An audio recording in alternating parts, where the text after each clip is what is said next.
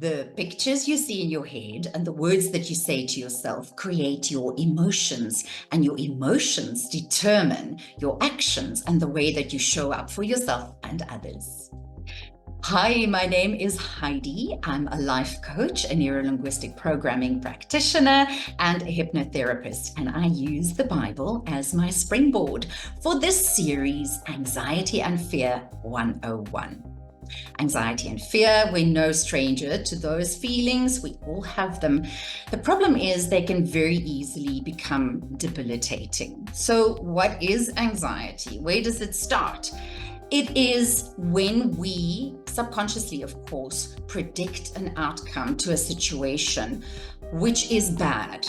If it was going to be a good outcome, we'd be excited. But anxiety and fear is caused because we subconsciously predict a bad outcome for whatever situation we may be facing. How this works, in my other life, I lead a double life. I'm an actress and a voice artist, and then this life that I just described to you. So this links very closely with how we create characters. We see the characters' pictures and hear the characters' words in our head, and that creates a feeling inside of us. And that feeling determines how we characterize and how we show up on set or on stage to perform this character. So we literally become the character. So it's not like we perform the feelings or just the actions of the character. First, we have to think the character's thoughts. And that is exactly how it happens in your mind.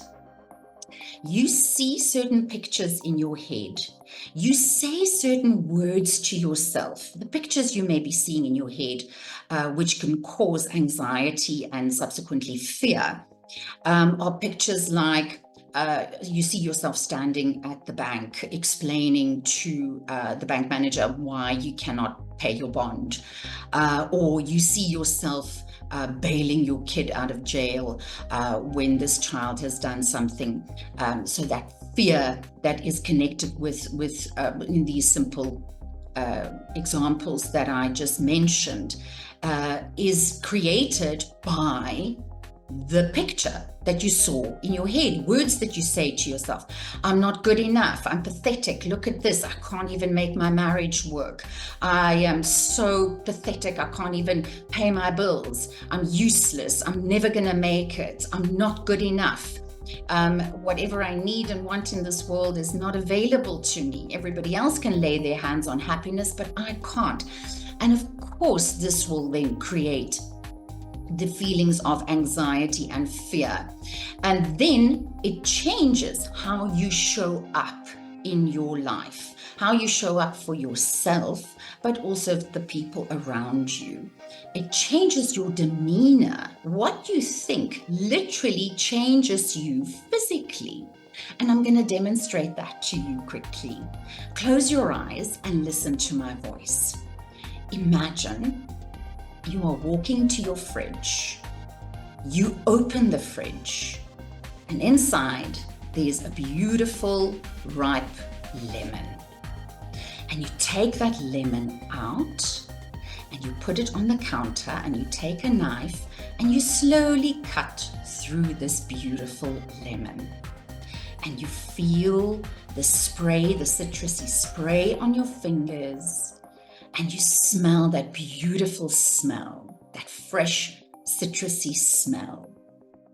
And now you take that half a lemon and you bring it close to your mouth and you take a big bite out of it.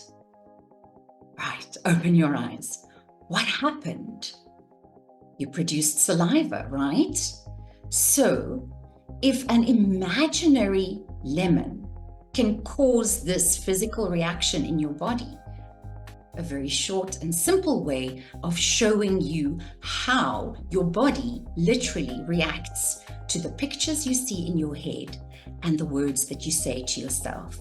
So it's going to be your responsibility to, as the Bible says, take every thought captive.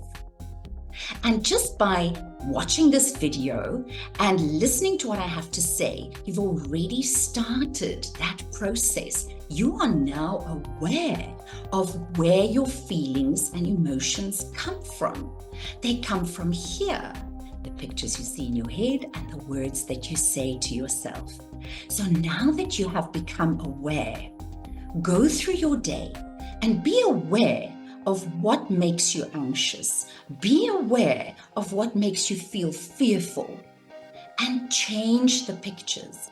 Change the words that you say to yourself. It's deliberate. You just have to make the decision, and if you need to, write down, what will I say to myself instead? What will I see? What picture will I make in my mind's eye instead? And this will help you to become more and more aware. I know this sounds like a lot of work, but it's not. And the beauty of this technique is it literally goes onto autopilot within a day or two.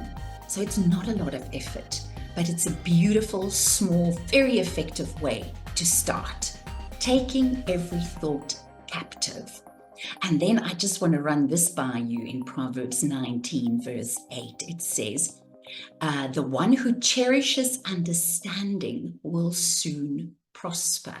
And that's what you're doing for yourself right now. You are starting to gain knowledge, to get understanding of how your mind works so that you can collaborate with your mind. Please like and subscribe and send this along to anybody who may need it. And I'll see you next time for more information on how you can collaborate with your mind.